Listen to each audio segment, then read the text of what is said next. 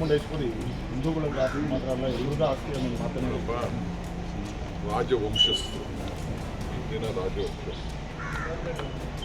ಮತ್ತು ನಮ್ಮ ಸರ್ಕಾರ ಎರಡೂ ಸೇರಿ ಇದನ್ನು ನಾಡದೇವತೆ ಅಂತ ಕರೀತಾರೆ. ನಾವು ಕೂಡ ನಮ್ಮ ನಾಡದೇವತೆ ಅಂತ ನಾವು ಇದು ಸರ್ಕಾರದ ಆಸ್ತಿ. ಈಗ ಸರ್ಕಾರದ ಎಲ್ಲೂ ಕೂಡ ಹಿಂದೂ ಧರ್ಮದಲ್ಲಿ ಇಲ್ಲ ರಾಜವಂಶಸ್ಥರಲ್ಲಿ ಬಂದಿದ್ದ ಕೂಡ ಇದು ಬರೀ ಹಿಂದೂಗಳು ಮಾತ್ರ ಈ ದೇವಸ್ಥಾನಕ್ಕೆ ಬರಬೇಕು ಅಂತ ಇದೆ.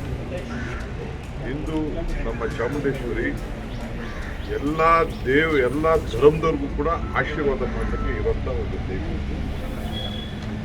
ನಾವು ಏನಾದ್ರು ಬರೀ ಹಿಂದೂಗಳು ಮಾತ್ರ ಬರಬೇಕು, ಬೇರೆಯವ್ರು ಏನಾದ್ರು ಬರಬಾರ್ದು. ಈಗ ಬೇಕಾದಷ್ಟು ಜನ ಒಂದು ಸಮುದಾಯ ಬೌದ್ಧ ಧರ್ಮಕ್ಕೆ ಸೇರ್ಕೊಂಡಿದ್ದಾರೆ. ಅವ್ರು ಯಾರು ಬರೋದು ಬೇಡವಾ? ಕೆಲವು ಕ್ರಿಶ್ಚಿಯನ್ಸ್ ಸೇರ್ಕೊಂಡಿದ್ದಾರೆ, ಕೆಲವು ಮುಸಲ್ಮಾನರಾಗಿದ್ದಾರೆ. ತಂದೆ ತಾಯಿಯಂದಿರು ಬೇರೆ ಬೇರೆ ಇರ್ತಾರೆ. ಅವ್ರ ಆಚರಣೆ ಅವರ ವಿಚಾರ. ಇದು ನಾಡ, ಕರ್ನಾಟಕ ರಾಜ್ಯ, ಕರ್ನಾಟಕ ರಾಜ್ಯದ ದೇವತೆ ಅಂತೇಳಿ ನಾವು ಪದ್ಧತಿ ಇಟ್ಕೊಂಡಿದ್ದೀವಿ. ಬರೀ ನಾವೊಂದು ಆ ದೇವರನ್ನ ನಾವು ಈಗ ವಿದೇಶದಿಂದ ಬರ್ತಾ ಇದ್ದಾರೆ. ವಿದೇಶದಿಂದ ಎಷ್ಟು ಧರ್ಮದವರು ಇದ್ದಾರೆ ವಿದೇಶದಲ್ಲಿ.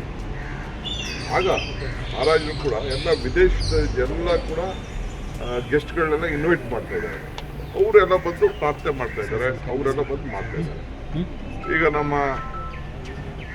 ನಿಸಾರ್ ಅವರು ಅವ್ರನ್ನೂ ಕೂಡ ನಾವು ಅವರು ಬೆಳೆಯಕ್ಕೆ ಬಿಡಬಾರ್ದು, ಬೆಟ್ಟಕ್ಕೆ ಹತ್ತಕ್ಕೆ ಬಿಡಬಾರ್ದು ಅಂತ ಹೆಂಗೆ ಸಾಧ್ಯ?